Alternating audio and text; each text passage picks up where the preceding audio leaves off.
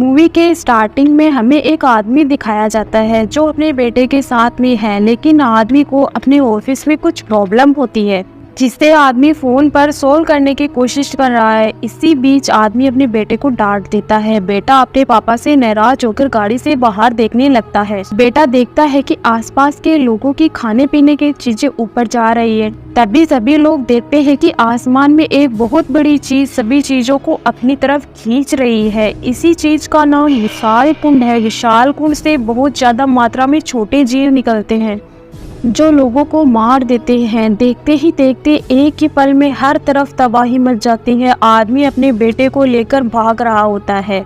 इसी तबाही में आदमी मर जाता है और उसका बेटा रो रहा है अपने पापा के लिए। अब हम कुछ वक्त बाद का समय देखते हैं। हम एक लड़के को देखते हैं जिसका नाम मोफे है। मोफे रेडी होने लग जाता है, तभी बेल बजती है। मोफे के पास में एक लड़की आती है। लड़की का नाम साशा है और अपने पैसे मांगने लगती है।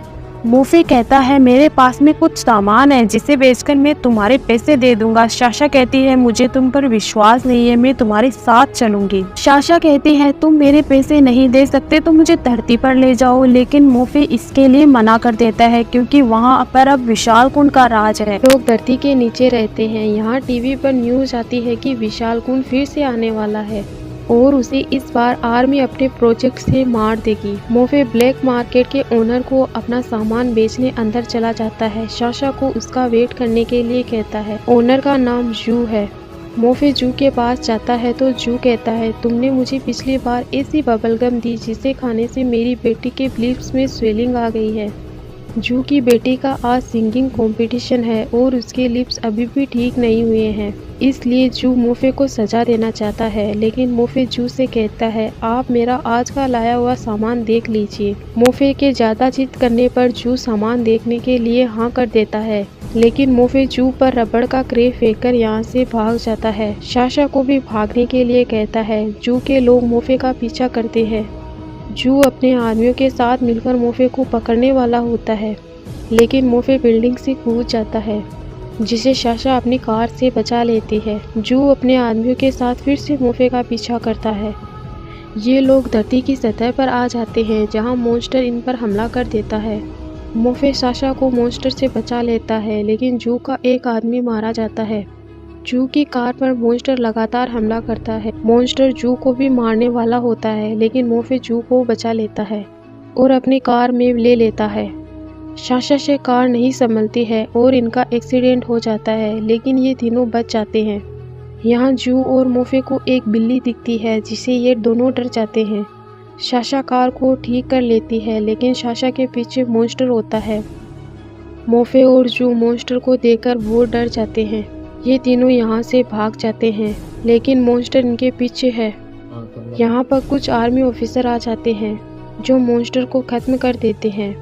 आर्मी ऑफिसर इन तीनों से आईडी मांगते हैं। मोफे और साशा के पास में आईडी नहीं होती है, जू के पास में आईडी होती है, जिसे आर्मी ऑफिसर को पता चल जाता है कि जू एक स्मगलर है। आर्मी इन तीनों को ऑडिटोरियम में ले जाती है। आर्मी की गाड़ी नष्ट हो जाती है। आर्मी ऑफिसर इनसे पूछता है कि तुम लोग यहाँ कैसे आए। जू कहता है कि हमारी गाड़ी की चार्जिंग खत्म हो गई थी। आर्मी ऑफिसर जू से कहता है हमें आप लोगों की कार चाहिए, हम एक मिशन पर है। जू कहता है हमें अंडरग्राउंड सिटी में जाना है। आर्मी ऑफिसर कहता है हम जिस मिशन पर है वो काफ़ी इम्पोर्टेंट है और आप लोगों का भी कुछ फर्ज बनता है। आर्मी इन तीनों को लेकर चंदू स्टेशन के लिए निकल जाती है।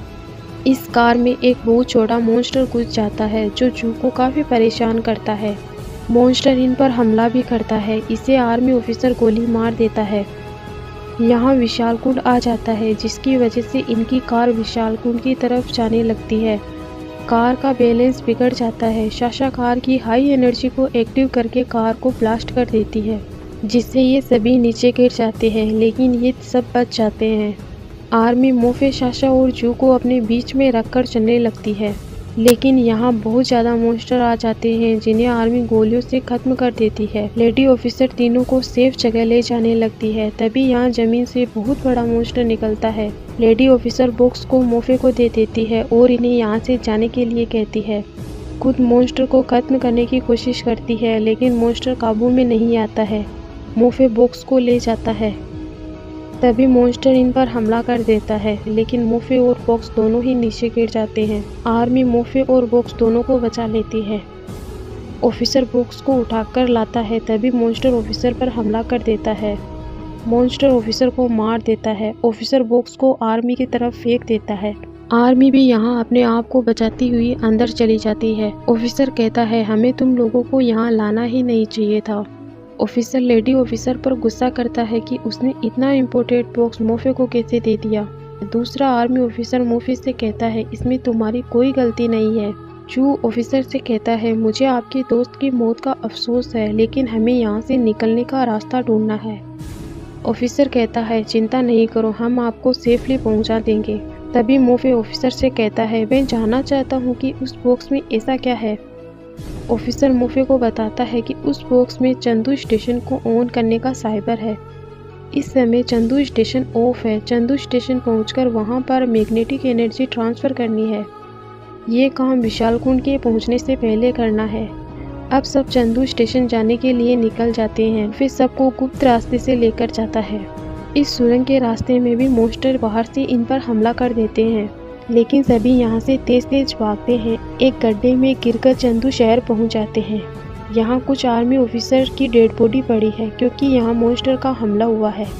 एक घायल ऑफिसर अभी आए ऑफिसर को अपने पास बुलाता है और कहता है कि हमारी टीम पर हमला हुआ है, आप जल्दी मैग्नेटिक फोर्स स्टेशन पर जाएं। ये कहकर ऑफिसर मर जाता है। इधर से कमांडर चंदू स्टेशन से कांटेक्ट करने की कोशिश करता है। कमांडर का कांटेक्ट ऑफिसर से हो जाता है। कमांडर ऑफिसर से कहता है, 30 मिनट में विशाल कुंड यहाँ पर भारी मात्रा में अंडे देने वाला है। चंदू स्टेशन मैग्नेटिज्म प्रोजेक्ट का विशाल केंद्र बन सकता है। तुम सभी को 30 मिनट में चंदू स्टेशन पहुंचना है और विशाल कुंड से लड़ने के लिए तैयार हो जाओ। सभी यहाँ से जाने लगते हैं।